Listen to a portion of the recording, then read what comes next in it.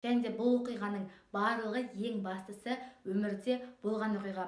Өмірде расымен де Сүлеймен Қарақшы деген болған. Момбек Абдрахимұлы 20 жылын соның тарихын білуге арнаған. Сәлеметсіздер ме? Каналға қош келдіңіздер. Бүгін менің каналымда кітап тайм уақыты сіздерге Момбек Абдрахимұлының Сүлеймен Қарақшы детективтік хикаясы туралы кітапқа шолу жасайтын боламын. Автор Момбек Абдрахимұлы 1959 жылы Қазығұрт тауының баурайындағы Атбұлақ деген ауылда дүниеге келген. Шежіреші болған. Шежірелер мен жинақтар құрастырған. Сондай-ақ Зобалаң, Ақпан батыр, Қараман Қарақшы, Қазақстандық наркобаронның ақыры деген сынды шығармалар жазған. Естемеспей деген тарихи романына алғы сөзді Алаштың ақтаңгері Мұхтар Мағауин жазған болатын. Және де осы Момбек Абдрахимұлы осы шығармасы үшін 2007 жылдың жыл қорытындысы бойынша облыстың үздік жазушысы атағын алған. Момбек Абдрахимұлы 20 жылын осы Сүлейменнің тарихын білуге өмірін арнаған. Кітап өте қалың кітап, оның ішінде көптеген бөлімдерге бөлінеді. Біздің басты кейіпкеріміз Сүлейменнің бастан кешкен оқиғалары туралы сөз етілетін болады. Ол жерде кейіпкер де көп, және оқиғалар да көп. Себебі детективті хикая. Әр оқиғаны оқи отырып, қызығушылығыңыз артып, соңы қалай бітер екен деген ниетте сюжет қуалап, ішіне кіріп кетіп оқитын боласыз. Өзімнің басымда сондай болды. Ол жердегі қазақтың басынан өткен небір оқиғалары, келіп түскен қарақшылар, солармен айқас барлығы дерлік ол кітапта айтылады. Біз айтып отырған Сүлеймен 1898 жылы Шымкент ояздығына қарасты Бадам болыстығында дүниеге келеді. 1967 жылы бақилық болады. Романда Сүлейменді Төле бидің 6-шы ұрпағы деп көрсетеді.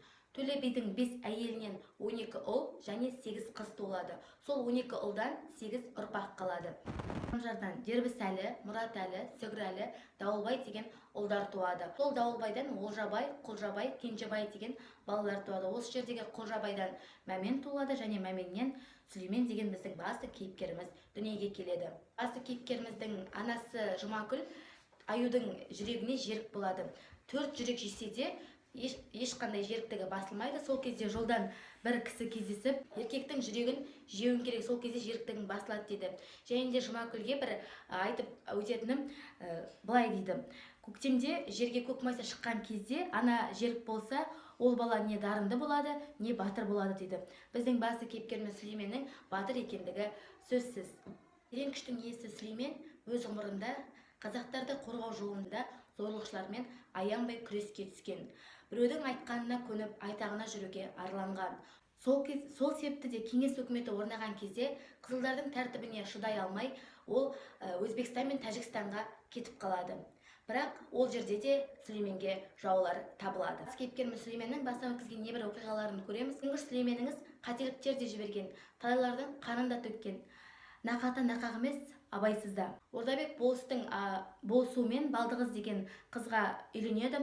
Одан Құлажан деген ұл перзенті дүниеге келеді. Сүлеймен дүниеге келгеннен кейін 10 жасына жетер-жетпестен анасынан, 10 жасынан асар аспастан әкесінен айырылып, жастай жетімек болады. Сол жетімек болғаннан кейін бұл өзі өмір сүруге қамдана бастайды. Әке-шешесінен не мал қалмаған, не байлық қалмаған. Сол кезде нағашысы Көбек оның болмыс бітіміне қарап отырып, менің қасымда ұрлыққа бірге жүр деген ұсыныс айтады. Бірақ қарақшысы Көбек оған ұрлыққа түсіп жаманатты болсын деген ниетте емес, өзін өзі бағып үйренсін деген ниетте ұсыныс жасайды. Сол кезде оған басқа да болыстар, біреуі менің малымды бақ дейді, біреуі күреске шық дейді. Және де осы жерде Ноғай оқыған Ноғай деген жігіт менімен бірге қалаға кет дейді. Осылардың әрқайсының пікірін ойланып, Сүлеймен осы Көбек нағашымның қасында жүре берейін дейді. Қасында жүріп ұрлыққа түседі. Кейін осы ұрлықтан кәсіп болмас деп ойланып жүріп, 23 жасында қалаға Ноғайға барады. Сол кезде Ноғайға бара жатқан жолда орыстар оны мазақтап келек етеді. Жылқыңды тастап кет, түс, жаяу кет деген сияқты. Ал Сүлеймен өзі ешкімнің айтауына жүрмейтін, айтқанына көнбейтін Сүлеймен әрине бұл жерде деп орыстардың айтқанына көнбейді. Және де сол жерде поп шығап өзінің төрелігін айтпақшы болып, Сүлейменді ол да жақтамайды. Я, жылқың тастап кет, жаяу кет дейді. Ал қазақ молдаларынан шындықты күтетін Сүлейменге поптың айтуы мүлде ұнамайды. Және де нақақтан нақақ абайсызда сол 23 жасында попты байқамай өлтіріп қояды. Және де өлтіріп қойғаннан кейін ол Ноғайға қалай барсын, тағы да қорқып Ноғайға бәле боламын, өзімнің басыма бәле болады деп ол жерден қашып қайтадан сол көбек нағашысына келетін болады. Осы ол ұрлықта жүрген кезде көптеген достармен, қарақшылармен кез болады. Кейіпкерлердің аты көп, барлығымен бірге тіпті зынданға түсіп, ол зынданнан қашу жолдарын да көрсететін болады. Және де шығармада ең қызығы жаңағы Сүлеймен осы қарақшы жөйіттермен де күреседі. Жөйіттер дегеніміз бұл адам жегіштер, яғни Бекаба деген басшы жөйіт болады. Соның нұсқауымен олар әр ай сайын бір адамдарды құрбандыққа шалып отырған. Ол жердегі адамдар жас қыз немесе бала болатын болған. Себебі жас қыздардың жаңағыдай еті тәтті болады дейді. Және де олар жай ғана сойып қоймайды, өздері ұрлап әкетіп, жерге сыпыра жайып, оның қанын сыпыраға төгіп, соның ұнымен нанды араластырып, қанымен ұнды араластырып, нан илеп, солай манты жасайтын болған. Оқып отырған кезде әрине жеркенішті, бір жағынан қызықты, сондай жерлері бар. Сөйтіп ол жөйттері Сүлейменді де алып кетеді, улау арқылы есінен тандырып алып кетеді. Бірақ Сүлейменнің өзінің бір қасиеті, ол жерде де оянып, өзінің бар күшімен ол жөйттерді де жеңеді. Соңында жөйттерді басшысы Бекабаны өлтіруді басты мақсат тұтқан Сүлеймен өзінің дегеніне жетіп Бекабаны өлтіреді. Сөйтіп аш қалған қазақтарға да мал ұрлау арқылы азық алып келеді. Енді өзіңіз ойлап қараңыз, осындай қазаққа болысып жүрген, қазақтың намысын таптатпай жүрген Сүлейменді біз қарақшы дей аламыз ба, әлде елге қараушы дей аламыз ба? Ол өзі қарақшы деген атты ната қоймаған, бірақ не дегенмен де қазақтар оны қарақшы деп ел арасында атап кеткен. Ол Сүлеймен 40-тан асқан жасында Тәжікстанда тағы да Дилда деген бір қызға үйленеді. Және де сол Дилда мен оның балдарын жаңағы жөйт Бекаба Сүлеймен жорықта жүрген кезінде өлтіріп кетеді. Сүлеймен өзінің осындай тентектіктерінің кесірінен бірнеше рет түрмеге де жабылады. Және де 3 жыл деп берген түрмені 3 айда ғана босап шығады. Оның сенімді серіктесі Мамажан деген полиция қызметкерлерінің досы болған, сол арқылы өзі Сүлейменді босап шығарып алып отырған. Өзінің Қарагер деген аты болған. Ол Қарагер деген атты ол солай ұрлық барысында аттарды, жылқыларды айдап келе жатқан кезде бір бие құлындап қалып, сол құлынды өзі мен өлтірмеймін, жаңағыдай қасындағы серіктері бұл құлынды біз жолда алып жүре алмаймыз, өлтіріп етін жейік деген кезде Сүлеймен қарсыласып, жоқ мен бұл құлынды өлтіре алмаймын деп өзі жаңағыдай аттың бір жағына азық салса, бір жағына осы құлынды салып елге айдап келген болатын. Және сол құлынды өзі баптап, досалы биден сол құлынды сұрап, сол Сүлейменнің қарагері болып, көп жорықта онымен бірге болған. Тіпті Сүлейменнің шығармада Сүлейменнің ұйқысы қатты болғандығы жөнінде айтылады.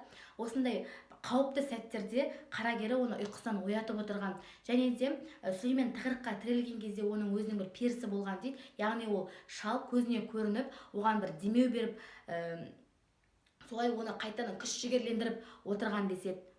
Елге келген кезде белсенділер халықтың барлық малдарын тәркілеп кеткен болатын. Сол кезде Сүлеймен соны естігеннен кейін ашуы қозып, белсенділерден барып кегін алмақшы болып, солай белсенділерді өлтіріп, малдың бәрін теңдей жұртқа бөліп береді. Және де аштық кезінде бірден тоя жеген адам аш болған адам іші сынып кетеді дейді. Ал бірден тоя жеу оларға зиян болады дейді. Сол себепті қасындағы серіктері олардың бірден тоя жемеуін қадағалап отырған, барлық нәрселерін белсенділерден тәркілеп алып беріп халыққа қайтарған. Бол Сүлеймен Кендірбай деген болыстың ауылында ас берген кезде де күрестен мықты қазақ болып жеңіп шығып, балуандық күрестен жеңіп шығады. Осындай бойына күш дарыған, сонымен қатар халқына деген махаббатының арқасында қазақтарды жалпы адал, ешкімге зиян жоқ адам баласын құтқарып отырған. Осы шығарманың эпилог бөлімінде ол колхоз бастығы Дербісәлі Үмбетәлімен бірге көп сырласқаны жөнінде айтылады. Өзінің мұңын шағатын болған. Тіпті өлер шағында да сол Дербісәлінің қасында отырып, өзінің мұңын шаққаннан кейін кетіп қалып, жолда бақилық болады. Осы Дербісәлінің айтуы бойынша ол өзінің өміріне қатты өкінген деседі. Өкінгеннен, бірақ шара барма, басқаша өмірге келгенде басқаша өмір кешуім мүмкін еместігі тағы бар деп, басқаша өмір сүре алмайтындығын, қарашылықтан басқаша өмір сүре алмайтындығын да айтып өткен. Жалпы шығарманы оқысаңыз, өте қызықты, оқуға кеңес берер едім. Ол детективті хикая, қалай оқып бірдемде бітіріп тастағаныңызды байқамай қаласыз. Және де бұл оқиғаның барлығы ең бастысы өмірде болған оқиға. Өмірде расымен де Сүлеймен Қарақшы деген болған. Момбек Абдрахимұлы 20 жылын соның тарихын білуге арнаған болады. Соңына дейін қарағандарыңызға рахмет. Ұнаса лайк басып пікір қалдыруды ұмытпаңыздар. Алда талай кітаптарға шолу жасайтын боламыз. Сол үшін каналға тіркеліп қоюларыңызды сұраймын. Рахмет, сау болыңыздар.